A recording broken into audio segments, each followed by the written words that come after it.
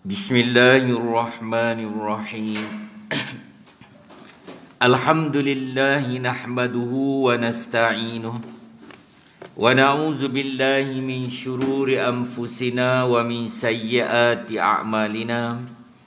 Man yahdihillahu fala mudilla lahu wa man yudlilhu fala hadiya lahu. Asyhadu an la ilaha illallah wa asyhadu anna Muhammadan abduhu wa rasuluh. Amma ba'd. Qala Allah Ta'ala fil kitabil mubin ba'da a'udzu billahi minasy syaithanir rajim. Man 'amila salihan min zakarin aw untha wa huwa mu'min falanuhyiyannahu hayatan thayyibah وَلَنَجْزِيَنَّهُمْ أَجْرَهُمْ بِأَحْسَنِ مَا كَانُوا يَعْمَلُونَ. Sadaqallahul azim. Firman Allah Subhanahu wa taala di dalam suratul An-Nahl ayat yang ke-97.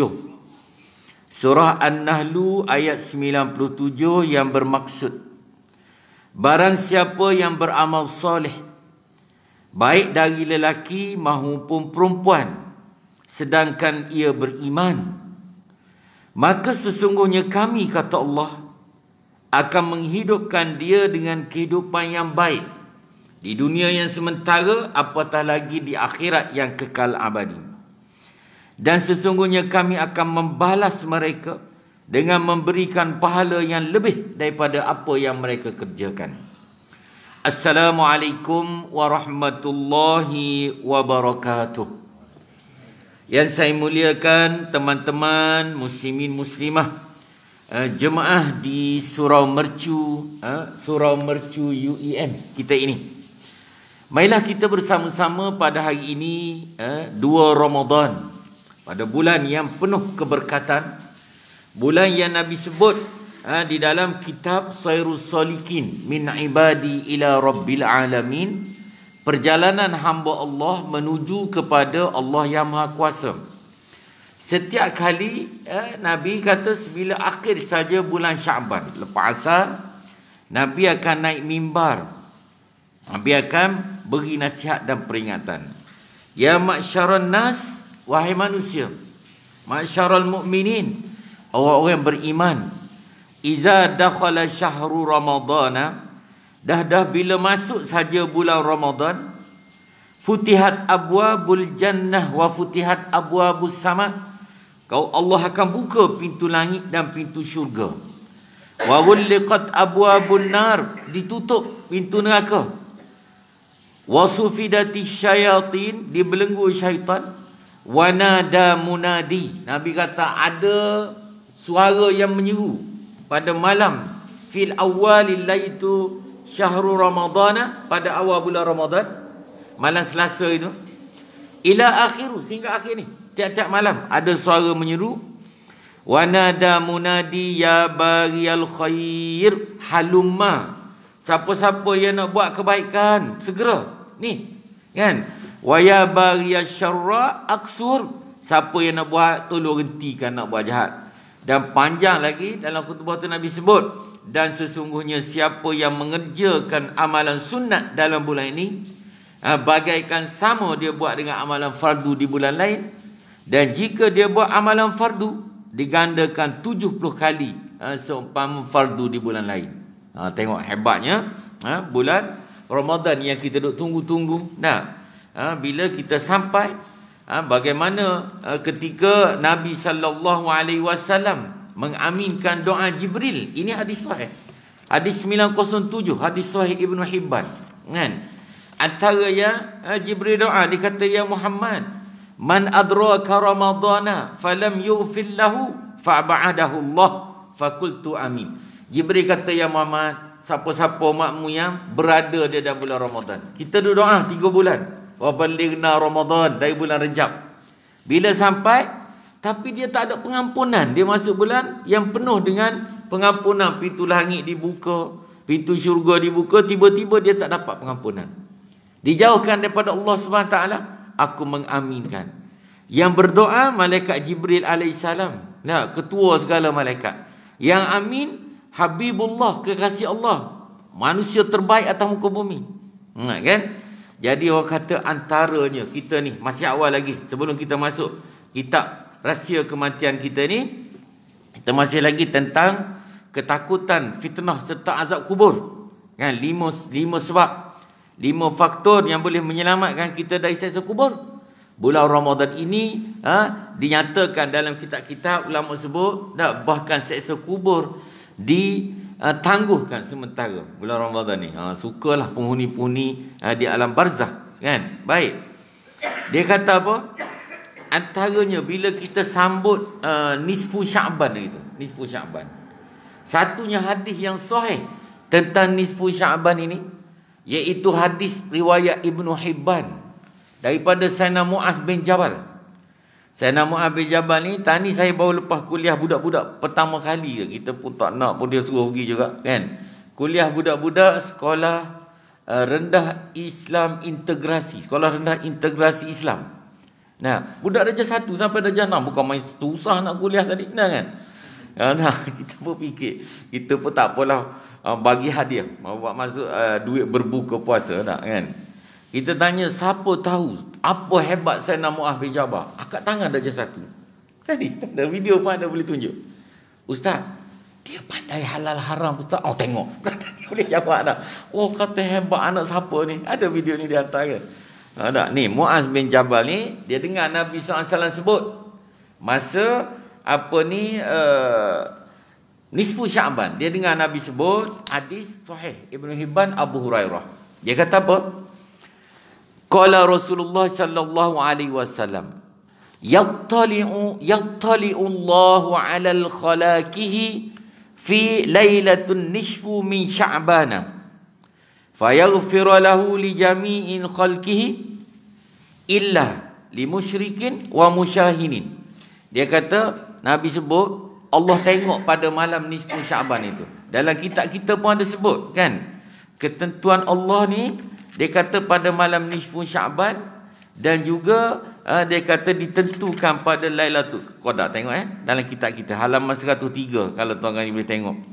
Ketentuan qada ditulis pada pertengahan Sya'ban dan ketetapan dia pada malam Lailatul Qadar.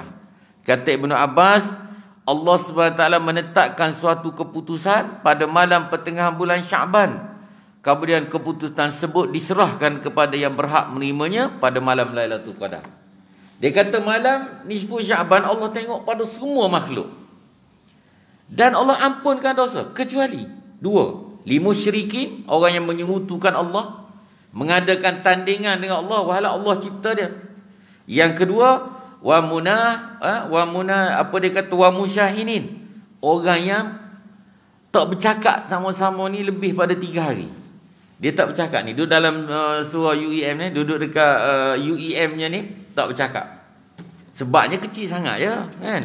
Sebabnya dia ambil cuti, tak bagi tahu kita. Dia ambil cuti awal apa gitu. Sebelum nak Ramadan itu, dia ambil cuti. Kita pun nak ambil, nak hantar anak juga pergi sekolah asrama, kan? Kita lagi dekat Merbuk sana, nak hantar anak. Dia hantar anak ke mana saja, dekat Ceras saja, dia ambil cuti, kan? Nah, kita pun marah tak bercakap. Masuk bulan Ramadan, ni yang dia kata tak dapat pengampunan ni. Masuk bulan Ramadan dalam keadaan kita tak bercakap, ataupun di surau sendiri pun bergaduh. Dia Bilal, ketua Bilal. Orang kata pasal apa marah sangat ni? Ustaz, anak ketua Bilal, Ustaz, tiba-tiba pengurusi susun untuk jadi Bilal Tarawih, nama anak tak masuk. Kata pasal apa? Sebab anak selalu tersalah. Subhanal malikil ma'bud, subhanal malikil ma'jud tu bertukar. Subhanal malikil ma'jud, subhanal malikil ma'bud bertukar anak, kan? Sebab tu saja. Ni cerita benar, Orang kata sabar, kan? Tak boleh, Ustaz. Anak ketua Bilal macam boleh, mana anak tak ada. Anak patut susun jadual, dah tak bercakap, kan? Nah, tak rugi tak masuk bulan Ramadan? Kita tak nampak benda tu, kan? Tak bercakap, kan? Ada pula yang tak bercakap ni pengalaman 2-3 hari ni. Dia kata, Ustaz, elok-elok dia kawan baik dua tu. Katanya AJK pengurusan surah. Habis tu tak bercakap, Ustaz. Sebab apa? Surah tetapkan untuk iftar tiap-tiap hari RM3,000. Dah. Dia berpakat dua tu. Dia kata tak apa, kita bagi. Kita bagi, cari 2-3 orang, dapat 10 orang, dapat 300 orang. Dah. Tiba-tiba kawan tu pergi tulis dekat whiteboard. Dah. 2 Ramadan hamba Allah. Tapi sebut nombor jalan berapa? Kan? Dia seorang je bayar 3,000. Dia kata tu Ustaz nak tunjuk tu Ustaz. Dia kata dia duduk marah kat kawan dia nak tunjuk kaya lah tu. Pula dah. Kan? Sebab dia sedangkan dalam hadis sebut dia kata la haddasa illa nataini. Tidak boleh iri hati kecuali 2. Orang yang pandai ilmu, pandai Quran, dia ajarkan, dia sebarkan. Yang kedua, orang yang Allah bagi rezeki, dia infak kan. Oh ni hebat dah. Baik. Jadi kena ingat kita masuk bulan Ramadan tak ada ni. Tak bercakap ni tak ada. Nah kan, kalau ada cuba teruskan buat baik sebab akhlak paling mulia Nabi SAW wal'afuna anin nas. Nabi ni pemaaf. Sampai Wahsy pun Nabi maafkan. Wahsy tu dia memang masa perang tu dia aim Sayyidina Hamzah saja kan, sampai tak nampak apa jenazah tu, kena kat kaki saja. Tapi bila dia nak peluk Islam, Nabi syahadahkan dia. Cuma Nabi bagi ruang sikit lah, jangan, biar tenangkan sikit. Tengok muka Wahsy teringat dekat Sayyidina Hamzah. Baik, itu dalam keadaan kita duduk bulan Ramadan ni. Baik, kita sambung pengajian kitab kita dan kita sentuh dari semasa-semasa dalam ruang kita ni tentang kelebihan amalan Ramadan yang tally dengan kitab kita. Baik, kita hari tu berhenti pada halaman 250, betul kan? Kita dah tengok 5 perkara yang menyebabkan orang mukmin bebas daripada takut, fitnah serta azab kubur. Antaranya orang yang kerja dia berjaga-jaga di sempadan terhadap musuh, ribah dia panggil. Yang kedua, mati syahid. Kita dah belajar kan, orang yang mati syahid sekali saja darah dia kan, dia Rasulullah SAW sebut apa? Orang yang mati syahid diampuni dosa dia ketika pertama kali darah dia menitis di bumi, kecuali dosa hutang. Ya, dosa hutang. Sebab itu juga orang yang masuk bulan Ramadan dalam keadaan dia mampu bayar hutang tapi dia tak bayar, dia panggil orang seumpama ini ghaniyun zalimun, orang yang menzalimi orang. Contoh, ada sebelum Ramadan kita pergi kuliah kan, kuliah subuh. Lepas tu dia buatlah, lepas kuliah subuh tu dia buat makan. Dia kata, Ustaz doa sikit Ustaz, Ana ni dia kata nak pergi ke Mekah ni sampai 20 hari bulan 4. Pergi ke Mekah sampai 24. Start berapa bulan itu sebelum Ramadan sampai 2. Lama lah tu, 45 hari lebih kurang. Kata Alhamdulillah terpilih Syekh. Berapa ribu tu? Ay Ustaz, kalau Ustaz nak pergi, Ustaz kena kuliah banyak kali. Dia kata kan, mana banyak lah tu. Kuliah banyak kali tu banyak kan. Berapa kata? Dia kata ni Ana pun ambil murah ni. Dia kata dengan travel mana jerak apa benda dia panggil kan, tiram dia kata tak kan, 16,000. Kalau tempat lain 9,000 Ustaz. Oh kata Alhamdulillah. Kita baca doa habis semua. Habis dia balik semua, kita pun nak balik kan. Ada jemaah lain datang siap, dia kata Ustaz nak tanya, kalau dia boleh pergi ke Mekah Ustaz 16,000, hutang saya 2,000 dia tak bayar, macam mana Ustaz? Nak mana kan? Dia masuk bulan Ramadan, dia duduk kat Mekah tu, kawan ni tak reda ni kan. Tak, kawan ni tak reda ni, 2,000 ni boleh buat sahur apa ni kat rumah tak nampak? Tak jadi kan. Sebab tu kena tengok, betul tak? Matlamat tak menghalalkan kaedah tu. Baik. Dan kita juga lihat pada pertemuan lepas, iaitu orang yang ahli Quran, bacaan Quran. Baik. Bab baca Quran ni satu kan, iqra'ul Quran fa innahu ya'ti yaumul akhirah syafa'atul li ashabi. Siapa baca Quran ni bagi syafaat dan manfaat pada dia di akhirat besok. Baik. Kita yang hidup atas dunia, dalam bab hukum hakam, kalau terang disebut dalam Quran, kita memang kena sami'na wa ata'na. Contoh, pada 29 hari bulan 2 itu, tak datang sini lagi kan? Ingat 29 bulan 2 hari Khamis. Jadi 29 bulan 2 dalam perjalanan ustaz nak pergi kuliah duha muslimah, dalam pukul 8.40 telefon ni pun berbunyi. Kita juru nikah ni tak boleh kira scam tu, scam tak boleh kan. Dan siapa suruh jadi juru nikah mesti angkat, tak kira tak scam ke apa, angkat seorang muslimah. Dia kata, Assalamualaikum Ustaz. Dia kata, saya ni Korea Ustaz yang Ustaz nikahkan saya 6 tahun lepas. Ustaz ingat saya tak? Oh, kita pun kata ingat. Senang dia bawa kereta kan. Ingat, cakap ingat je. Ingat. Dia kata, Ustaz, saya dah 6 tahun kahwin, Allah SWT tak bagi zuriat lagi. Saya kata baiklah, puan sabarlah. Ustaz dengar dulu, dia kata. Dia marah kita pula kan. Dia cakap kita suruh sabar, dengar, dia kata. Dah. Lepas tu ni cerita betul ni. Bulan Ramadan. Tak boleh berdusta kan. Tak Ramadan pun sama. Tapi bulan Ramadan dia sebut hadis Sahih Bukhari sebut apa? Qala Rasulullah SAW, man lam yada' qawla zur wala amala bihi. Barang siapa yang tidak meninggalkan perkataan bohong, dusta, kan? Keji. Falaisa Allahi hajatun an yada'a ta'amahu wa syarabahu. Allah tak berhajat pada dia supaya meninggalkan makan dan minum. Tak payahlah dia puasa. Hadis Sahih Bukhari, kalau dia duk bohong saja kerja dia. Nampak? Sebab tu kita ingat tu, kan? Dalam bulan Ramadan, jadi yang tak Ramadan pun sama, tapi lagi-lagi. Baik. Dia pun kata, Ustaz, sekarang saya dah mengandung 3 bulan.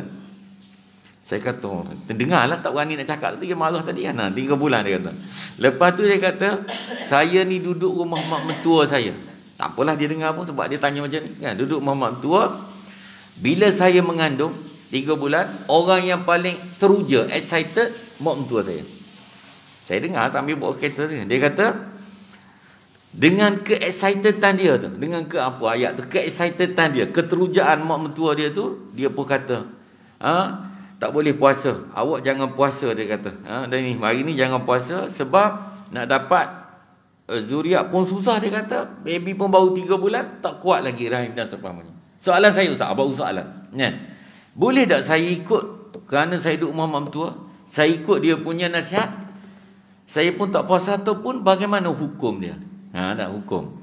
Kan dalam Al-Quran sebut, ya ayyuhallazina amanu kutiba alaikumusiyam kama kutiba alal ladzina min qablikum la'allakum tattaqun ayyaman ma'dudat.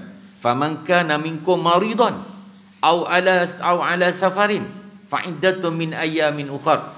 Barang siapa yang sakit, kan? Faminkum maridan aw ala safarin. Barang siapa yang sakit, maridan aw ala safarin, musafir, dia boleh tinggal puasa dan dia boleh qada balik. Nah, sekarang saya nak tanya, puan musafir, Ustaz, mana ada musafir dia duduk kat rumah? Tak. Puan sakit, ada morning sickness. Apa orang panggil morning sickness? Dia kata, saya tak ada, Ustaz. Suami saya ada. Kan suami dia main ayat Quran tu, dia tak puasa juga. Ini dah tak, kan? Jadi dalam keadaan tu tak boleh, kena ikut hukum. Nampak? Maknanya kalau dia nak puas hatikan mak mentua dia, dia bawa mak mentua dia sekali pergi jumpa gaini pakar sakit puan. Buat report. Pasal passion ni boleh puasa. Kalau sakit, bukalah. Jangan terus ambil pendekatan macam tu. Baik, nampak ini dia kata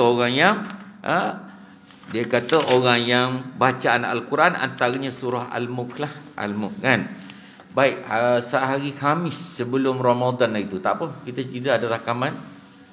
Ada satu mantan bendahari di masjid di Seri Gombak, Al-Khairiyah. Kalau tahu masjid tu, di Al-Khairiyah, Masjid Seri Gombak. Dia pernah jadi masjid terbaik di seluruh Selangor, pernah. Kan? Mantan bendahari dia tu umur 68 tahun. Meninggal dunia hari Khamis tu. Hari Khamis. Lepas tu puasa ikhlas hari Khamis tu lah. Sebab dia dah selalu melazimi puasa Isnin Khamis, dia boleh puasa hari Khamis pun. Dan dia puasa itu, lepas asar, dalam keadaan dia puasa, dalam keadaan dia berzikir pada Allah SWT, dia kembali ke rahmatullah. Maknanya dia puasa, dia bersahur di dunia, dia berbuka di akhirat. Hebat tak hebat? Kan? Bila solat jenazah hari Jumaat esok kan, dah petang tu esok kan, ramai orang kata. Ini ketentuan Allah, orang yang selalu. Sebab tu Nabi sebut, iza ra'aitu rajulun bi'tada fil masajid fa ashhadalahu bil iman. Orang yang selalu berulang-alik ke rumah Allah untuk solat, pastikan, saksilah bahawa dia orang beriman. Nak bila hadis-hadis Nabi sebut, barang siapa yang melakukan amalan fardu di bulan ini, bagaikan 70 kali ganda di bulan yang di luar Ramadan. Maknanya kita solat lepas ni, solat zuhur berjemaah. Kan hadis Sahih Bukhari Muslim sebut 27 kalian ganda. Dia pun kata darat 70. 27 darat 70. 0 77 9 4 27 14 1890 satu waktu ni, kan? Jadi tolong kita beriltizam, melazimi, yakni solat waktu 5 waktu ni, sallu ala waqtiha bil jamaati. Tak nak tertinggal langsung. Kita insya-Allah di Kuala Lumpur insya-Allah. Tapi bila tinggal tuan ni? Bila? Bila Tuan Haji kita tinggal, bila balik kampung ujung-ujung ni kan. Kita sampai kat kampung dah orang tua kata, tak pergi surau. Allah mak, saya dekat surau UEM, saya susun jadual. Tak kan.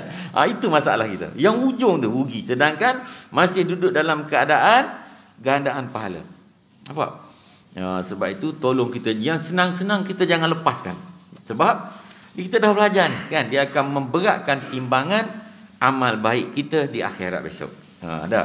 Jadi kalau yang tu pun kita tak mampu, rugi kita sebab peluang kita duk tunggu, belum tentu lagi tahun depan ataupun Ramadan ni belum tentu habis. Nampak tak kan?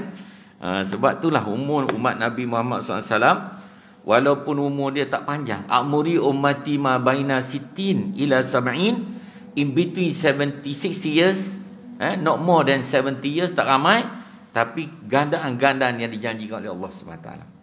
Bahkan ada hadis sahih Nabi sebut apa? Likulli syai'in babun wa babul ibadah as-shaim. Semua benda ada pintu. Rumah ada pintu, surau kita ada pintu, dan pintu ibadah ini ialah puasa. Sebab itu malam tadi saya kuliah tazkirah Ramadan di satu tempat di Lembah Kelang ini. Dia lepas 8 rakaat, dia buat 8. Lepas 8 rakaat tazkirah. Saya masuk besar surau dia. Lepas imam dia pun sambut. Imam 2 dia tak pegang tu. Saya kata, penuh ke mana ni? Penuh, dia kata. Berapa orang kalau penuh ni? Ustaz, kalau penuh 1,000 lah. 1,000 kan? Campur satu sah 50, penuh dengan muslimah 1,000. Saya pun masa iqamah untuk isyak, saya pun paling tengok, penuh 1,000 maknanya. Kan? 1,000. Saya kata ni sedap ni kuliah ni, lepas ni 1,000 kan. Lepas tu bila habis saja 8 rakaat kan, sebelum nak witir, dia pun jemput. Saya pun naik duduk atas meja ceramah ni. Saya tengok dah habis, tak tahu pergi ke mana. Tinggal 2 sah kat depan je. Daripada 1,000 tadi tinggal 2 sah. Muslimah okeylah, muslimah kita tak tahu dia dalam ni. Yang kat depan ni tinggal 2 sah. Mana satu sah 50 orang, 100 orang aja tinggal. Sedangkan dalam hadis sahih Imam Tirmizi, kita pun dah dengar. Kita pun ini, tapi pas apa pergi lari juga. Nombor 734 kan, Abu Zar Al-Ghifari sebut.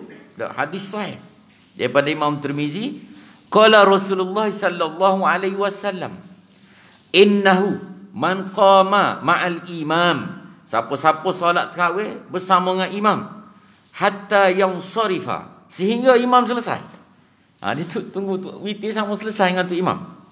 Kutibalahu qiyamul lailah, makna dicatat, kutibalahu, catat dalam buku dia ganjaran orang yang qiyam sepanjang malam.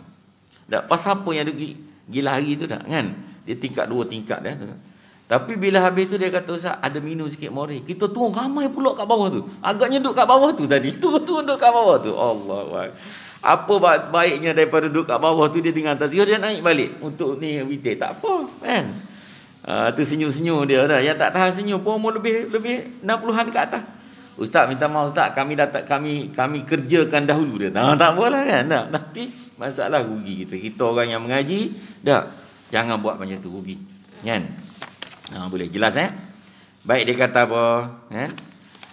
Dan juga musibah sakit. Musibah sakit juga dapat meringankan azab kubur dan waktu yang baik. Jadi kita berhenti itu pada waktu yang baik ni, iaitu hadis riwayat daripada Imam Tirmizi, ma min muslimin yamutu yaumal jum'ati aw lailatal jum'ati illa waqahu Allahu fitnatal qabri.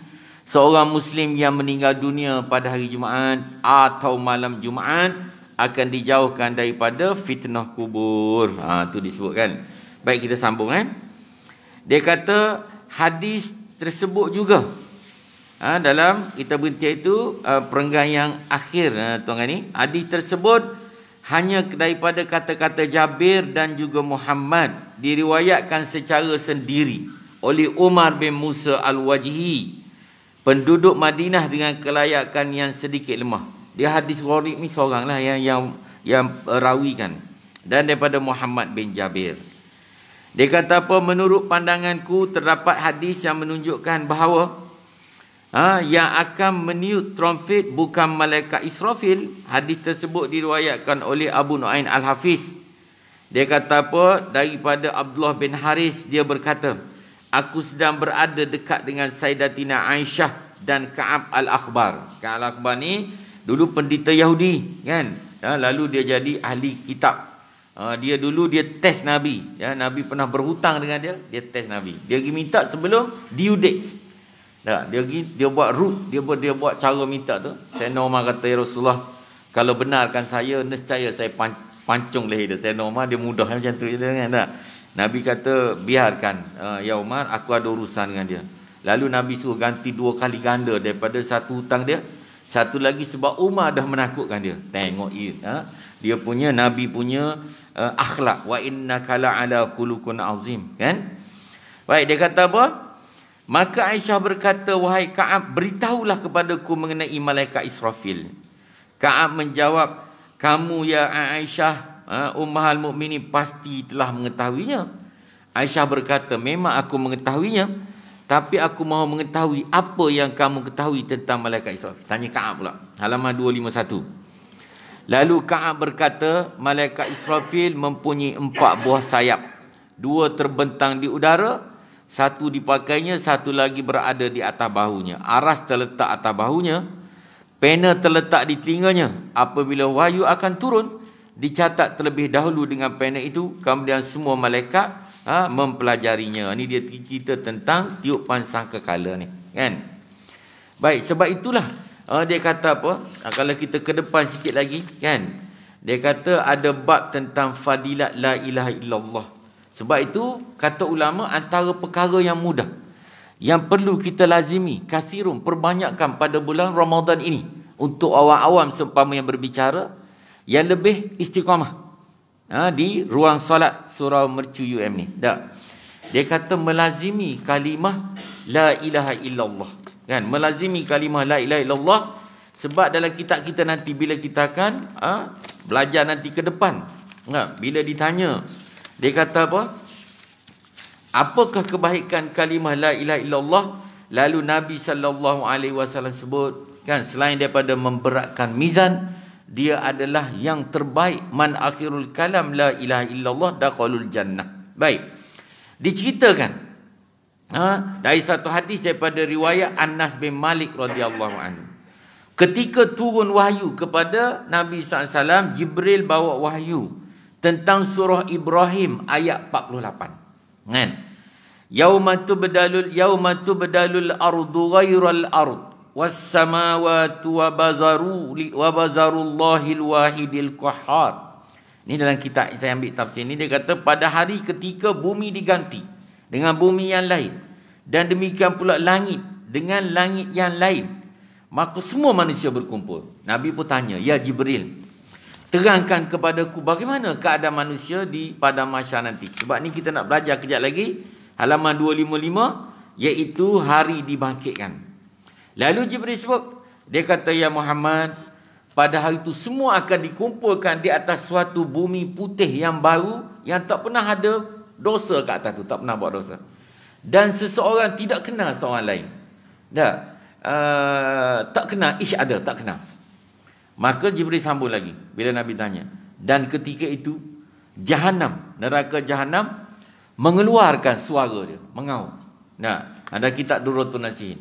Lalu dia kata, Jibril kata ketika itu malaikat-malaikat lain pergi pegang aras Allah dan berdoa, ya Allah Tuhanku, aku tak minta selain daripada keselamatan daripada Jahannam. Sekali neraka Jahannam mengaum, lalu Allah perintahkan kepada neraka Jahannam, ya Jahannam, ya takallam, cakap. Lalu neraka Jahannam pun sebut, la ilaha illallah. Ya Rabb, dia kata, sesungguhnya hari ini aku akan seksa semua hamba-Mu yang makan rezeki daripadamu tapi tidak menyembahmu. Dan aku pastikan semua daripada hamba ni tidak akan melepasi aku melainkan dia ada surat kebenaran. Melepasikan titian sirat neraka kat bawah, neraka Jahannam kan. Jadi akan tak lepas kecuali ada surat kebenaran. Nabi pun tanya Jibril, apa kau surat kebenaran itu ya Jibril? Jibril kata, umatmu beruntung dan kamu dan umat beruntung, iaitu kalimah la ilaha illallah. Sebab tu kita disuruh memperbanyakkan pada bulan Ramadan ini, sebab gandaan tadi kan, la ilaha illallah. Dan antaranya juga iaitu istighfar. Sebab ada hadis sahih sebut, beruntung sungguh kata Nabi kan, seorang yang bila dia tengok buku catatan dia akhirat nanti banyaknya kalimah istighfar. Astagfirullahalazim, astagfirullahalazim, kan? Jadi jadikan pada bulan Ramadan ni istighfar.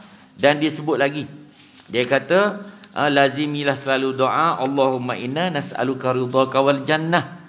Minta redha Allah dan juga jannah. Dan ada satu hadis disebut, dia kata apa? Al jannatun mushtaqatun ila arba'atin nafarin. Syurga ni rindu sungguh-sungguh pada 4 golongan.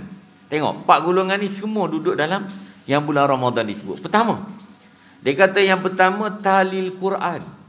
Kan kita baru duk belajar tadi, dia kata orang yang iaitu bacaan Al-Quran. Tali Quran ni orang suka baca Quran. Baca Quran. Jadi kita bulan Ramadan ini tolonglah kita, kan? Jangan bagi lepas. Baca yang tadarus-tadaruslah yang kita sendiri. Baca, dan kita dah belajar dulu antara amalan yang paling afdal yang orang boleh bangun ketika orang tengah tidur nyenyak, dia boleh baca Quran. Ambil wuduk, solat, baca Quran, kan? Jadi bulan ni lah bulan paling senang buat. Iqra'ul Quran fa innahu ya'ti yaumul akhirah syafa'atul li ashabi. Yang kedua, dia kata wahafizul lisan. Dan syurga rindu kepada orang yang jaga daripada lisan dia, kan? Yang jaga mulut dia daripada perkataan yang teruk-teruk. Contoh, ini berlaku ni, kan? Katakanlah malam semalam, daripada malam Selasa, malam tadi, malam ni terlampau ramai ni, penuh datang ramai, dengar tak? Jadi ada di antara sahabat-sahabat yang tak ada kesempatan untuk datang sebelum Ramadan. Bulan Ramadan datang sebab ada suara menyeru, ya baghiyal khair halumma. Siapa nak kebaikan datang walaupun tak dengar. Tiba-tiba bila dia datang, malam pertama ke dia datang, malam tadi ke dia datang, dia pun datang duduk kat depan. Dia datang. Kita AJK, kita pergi Syekh, kan? Yalah, tahulah jangan-jangan datang ni tempat AJK ni. Jangan cakap macam tu dah, kan? Mulut kita kena jaga. Kena jaga mulut kita, kan? Sebab dalam keadaan tu berlaku sekarang, banyak berlaku, kan? Banyak berlaku. Yang tak tahan ada pula dia bergurau, kan? Dia kata duduk sini berapa lama dah? Sama dengan Syekh lah, dah 22 tahun. Jumpa cari surau. Dia kata macam tu dah, kan? Ini yang mula marah orang ni, bila macam tu tak datang dah kat surau tu. Sebab mulut tak jaga, kan? Ni. Dan yang ketiga dia kata was-sha'imina fi syahri Ramadan, orang yang ikhlas berpuasa pada bulan Ramadan. Hadis sahih Bukhari 2840, yang seorang berpuasa ikhlas pada Allah SWT sehari, dijauhkan wajah dia daripada api neraka 70 tahun. Ni kita 30 hari ikhlas kepada Allah SWT. Dan yang ketiga wa mut'imil ji'an, orang yang suka bagi makan kepada orang yang lapar. Ni sebab tu kalau ada peluang ambil lah, ambil peluang itu. Baik, kita nak tengok yang tiupan sangkakala tu tak apa, kita tangguhkan dulu. Kita tengok hari dibangkitkan dan pengadilan pada halaman 255, kan? Hari dibangkitkan dan pengadilan Allah Subhanahu wa taala. Ni kita akan dibangkitkan dan kita beriman dengan ayat summa innakum yaumal qiyamati tub'asun. Semua yang mati akan dibangkitkan balik pada hari kiamat. Ni hari kebangkitan. Kalau mati ya tak bangkit, dah. Ramailah orang pakat tak payah bertaubat lah, dah mati je lah. Ni sebab dibangkitkan balik. Sifat hari dibangkitkan halaman 255, tuan-tuan ni, Allah Subhanahu wa taala berfirman dalam suratul Al-A'raf ayat yang ke-57, kan? Wa huwal ladzi yursilur riyaha yushabushra baina yada rahmatihi hatta iza aqallat sahaban shiqalan suqnahu li baladin mayyitin fa anzalna bihil ma'i fa akhrajna bihi min kulli thamarat kadzalika nukhrijul mauta la'allakum tazakkarun. Dan dialah yakni Allah yang meniupkan angin sebagai pembawa berita gembira sebelum kedatangan rahmatnya, sehingga apabila angin itu telah membawa awan mendung, kami halakan satu daerah yang tandus, lalu kami turunkan hujan di daerah itu, dan kami keluarkan dengan sebab hujan itu berbagai jenis buah-buahan. Allah kata, inilah bagaimana kami membangkitkan orang yang mati. Mudah-mudahan kamu ambil pelajaran daripada ayat surah Al-A'raf ayat 57. Nampak Surah Al-A'raf ni banyak dia bagi pengajaran. Antaranya dalam ayat 34 surah Al-A'raf, Allah SWT sebut Fa iza jaa ajaluhum la yastakhiruna sa'atan wa la yastaqdimun.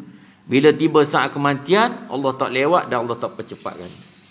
Di Korea ustaz yang berbicara 2-3 hari nak menyambut Ramadan. Yang meninggal semua umur 40 ke bawah, lelaki semua, kan?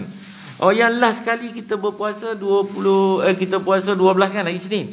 Ayat meninggal usia 39 tahun. Nah, maknanya kematian ni bila dia tiba dia tak lewat dan tak cepat. Dan pada ayat 36 pula Allah sebut lagi, ingat. Walladzina kazzabu biayatina wastakbaru anha ulaika ashabun nar hum fiha khalidun. Barang siapa yang mempermainkan ayat Allah, kan? Mempermainkan ayat Allah dan dia bangga dengannya, maka dia meninggal dunia dalam keadaan macam tu, dia akan dihumban dalam neraka jahanam dan kekal selama-lamanya. Tu. Sedangkan bila kita mengajar kitab Al-Khabair, baru ni kena dalam bab dosa bunuh diri.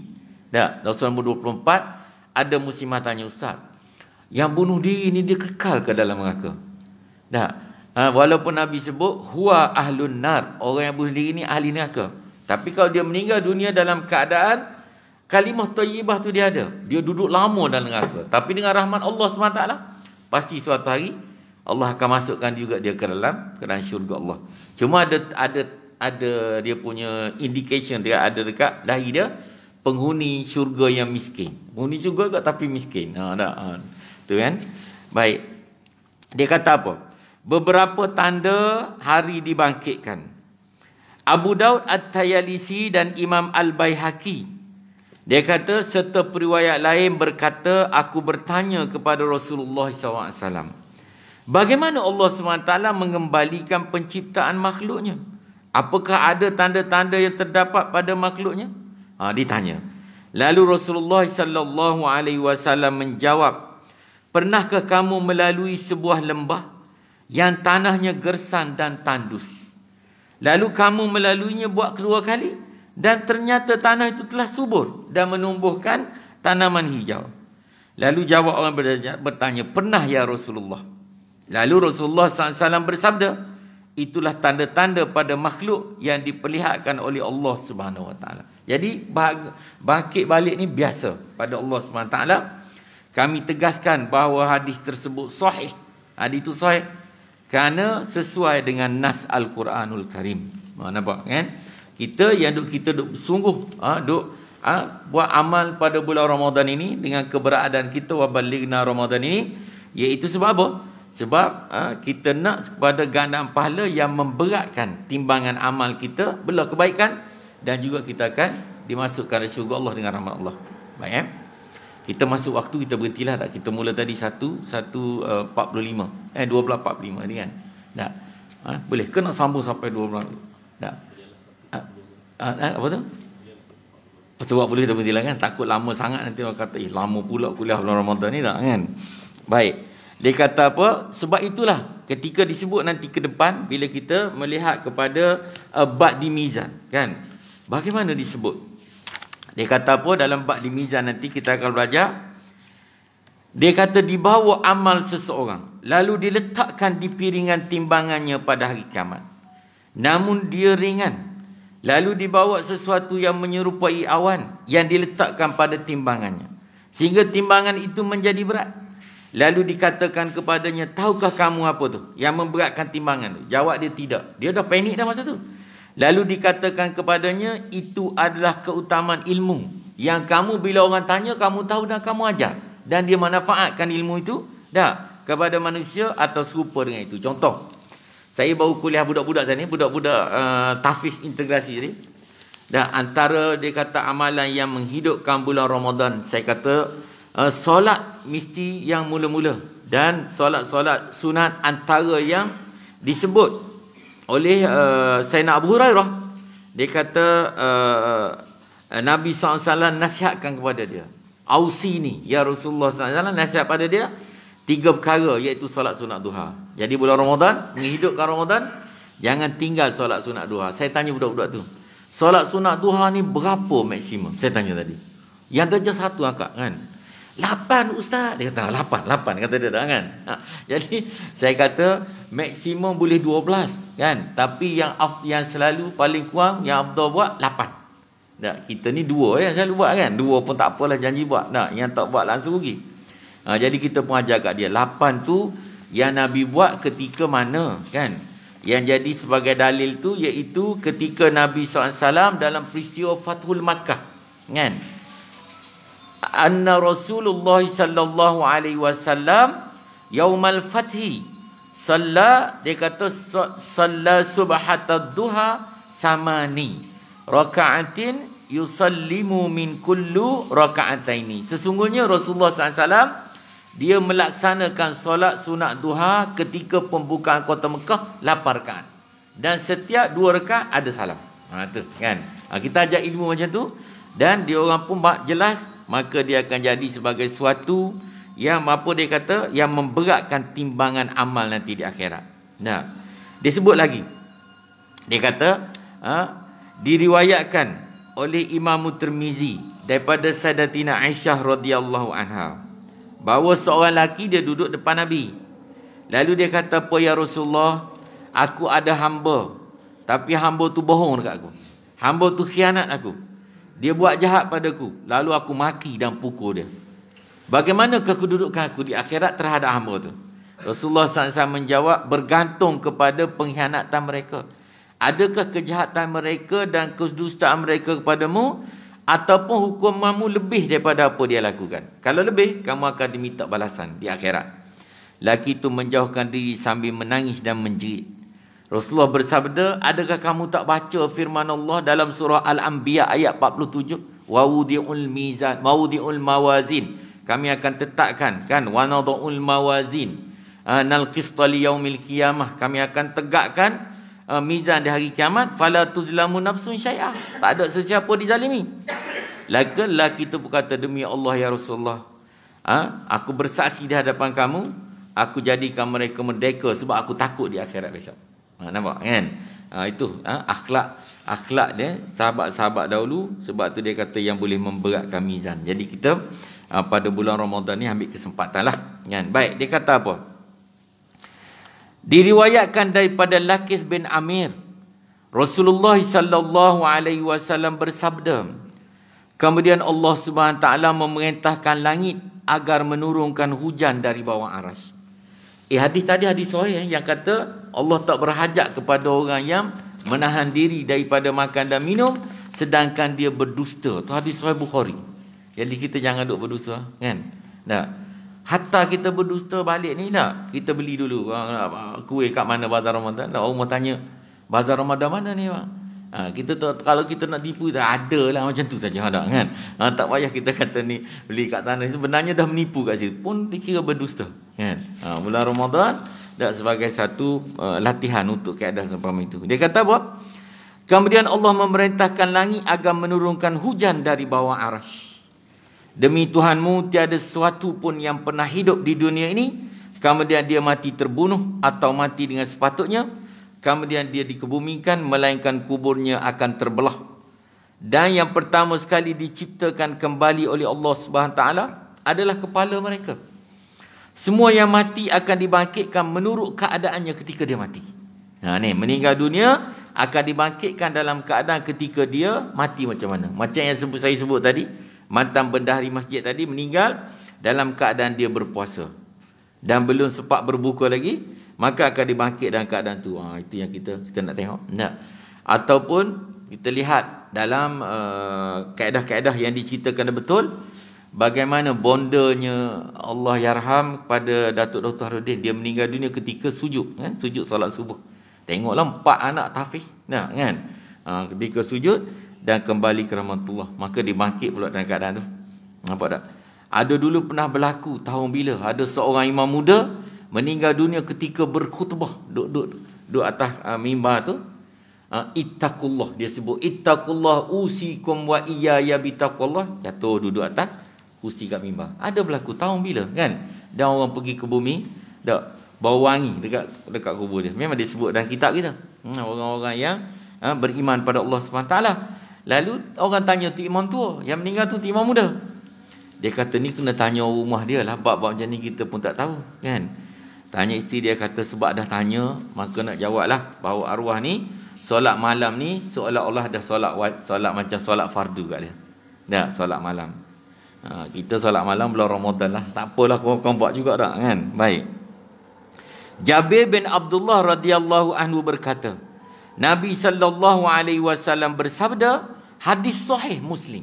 Jabir, kan? Jabir ni, itulah Jabir ni sahabat yang dia masakkan kepada Nabi ketika semua lapar dalam peperangan Khandaq, peperangan parit tu kan.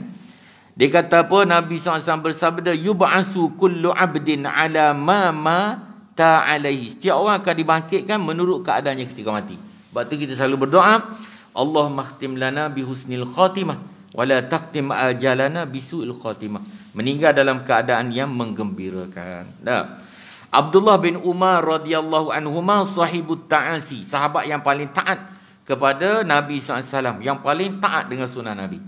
Abdullah bin Umar ni tak pernah tinggal solat malam. Aku mendengar Rasulullah SAW bersabda, iza anzalallahu biqaumin azaban asabal azab buman kana fihim summa bu'ithu ala a'malihim. Apabila Allah SWT mahu menurunkan azabnya pada suatu golongan, maka azab itu akan menipu sesiapa pun yang ada sekali. Kemudian Allah membangkitkan mereka menurut niat masing-masing. Sebab itu dalam surah Al-A'raf juga ayat yang ke-97 disebut, walau anna ahlal qura amanu wattaqau la fatahna alaihim barakatim minas sama'i wal ard walakin kazzabu fa akhadnahum bima kanu yaksibun. Jika penduduk di sebuah tempat itu benar-benar beriman dan bertakwa pada Allah, nescaya kami buka pintu keberkatan daripada langit dan bumi. Tapi jika mereka mendustakan ayat kami, kami akan azab mereka disebabkan kerosakan daripada perbuatan mereka sendiri. Dah, baik. Dia kata apa lagi? Rasulullah SAW bersabda, demi yang diriku berada dalam tangannya, tidak seorang pun yang bercakap pada jalan Allah SWT, Allah SWT mengetahui apa yang dibincangkan pada jalannya, kecuali pada hari kiamat dia datang dengan darah segar berwarna merah yang masih mengalir dari lukanya dan mengeluarkan bau harum. Hadis riwayat Bukhari dan Muslim. Daripada, dia kata, Abu Hurairah radhiyallahu anhu. Baik, itu mengenai jihad. Orang yang meninggal dunia dalam keadaan berjihad. Halaman 258. Halaman 258 dalam kitab kita ni, dia kata apa? Abdullah bin Umar sekali lagi berkata kepada Rasulullah SAW, ya Rasulullah SAW. Dia kata, beritahu kepadaku mengenai jihad dan peperangan. Lalu Rasulullah SAW bersabda, wahai Abdullah, jika kamu terbunuh dalam keadaan sabar dan ikhlas, maka kelak kamu dibangkitkan dalam keadaan sabar dan ikhlas. Jika kamu terbunuh dalam keadaan riak, maka kelak kamu dibangkitkan dalam keadaan riak. Sebab tu Sayyidina Ali, kan, bila dia nak bunuh musuh, dah dia betul-betul nak bunuh dah, kan, dalam perang jihad fisabilillah, tiba-tiba musuh ludah dia. Ludah dia pun tak jadi bunuh. Orang tanya pasal apa ya Ali? Tadi aku bunuh sebab betul-betul berjuang pada jalan Allah. Sekarang tadi aku nak bunuh pula dia sebab dia ludah muka aku. Nampak kan? Macam tu sekali. Sebab tu dia kata apa? Dalam bentuk dan keadaan apa pun kamu terbunuh, kamu akan dibangkitkan dalam keadaan bentuk dan keadaan itu. Sebab itu orang yang bunuh diri, dia akan dibangkitkan duduk dalam neraka juga dalam keadaan dia bunuh diri. Keadaan yang sama. Dalam kitab Al-Khaba'ir, dosa-dosa besar. Rasulullah SAW bersabda, sesiapa mati dalam keadaan mabuk, dia akan melihat malaikat maut datang kepadanya seperti sedang mabuk. Dan dia akan melihat malaikat muka dan nakir menghampirinya seperti orang sedang mabuk. Pada hari kiamat dia dibangkitkan, dilemparkan ke dalam neraka dalam keadaan mabuk. Ni kan dosa besar. Dosa besar nombor berapa tu? Mabuk. Dia kata cemeti api neraka yang menyebabkannya, yang sebab dia pun dinamakan cemeti mabuk. Sedangkan air mata yang mengalir dari matanya adalah darah. Dia hanya makan dan minum daripada darah.